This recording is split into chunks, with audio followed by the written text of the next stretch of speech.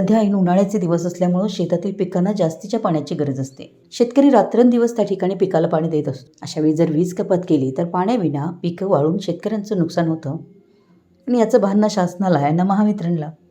ऐन उन्हाळ्यात महावितरणकडून काल रात्री अचानकपणे शिरोळ तालुक्यातील गावागावातून 2 तास वीज कपातीचा फतवा काढण्यात आला. या अन्यायी भारनियमनाची तात्काळ दखल घेत टाकळी व कुरुंदवाड परिसरातील शेतकऱ्यांनी कुरुंदवाड येथील महावितरण विभागीय कार्यालयाकडे धाव घेतली. यावेळी दीपक पाटील यांच्या नेतृत्वाखाली निवेदन देण्यात आलं.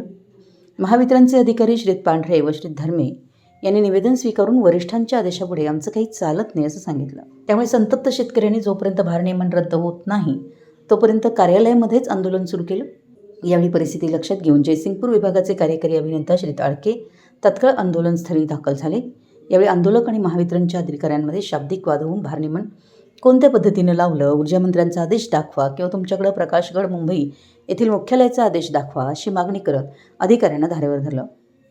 भारनियमन रद्द करा अन्यथा सबस्टेशन बंद पाडू असा इशारा यावेळी देण्यात आला.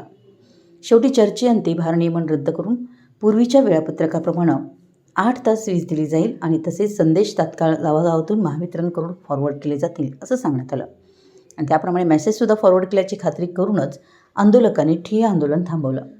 यावेळी आंदोलनामध्ये रामभाऊ मोहिते काका, माजी नगरसेवक अभिजित पाटील, कृषीमित्र संदीप गावडे, बंडू उमडाळे, अमर पाटील, राजू पाटील, सचिन पाटील, सुशील पाटील, अरिहंत शिरहट्टी, बाळू पाटील, संजय मगदूम, अयूब पट्टेकरी, विश्वास बालिघाटे, अतुल मगदूम, बाहुबली पाटील, राकेश वाणी आदी शेतकरी उपस्थित होते. मराठी एस न्यूजसाठी कुरुंदवाडहून संदीप अडसूळ.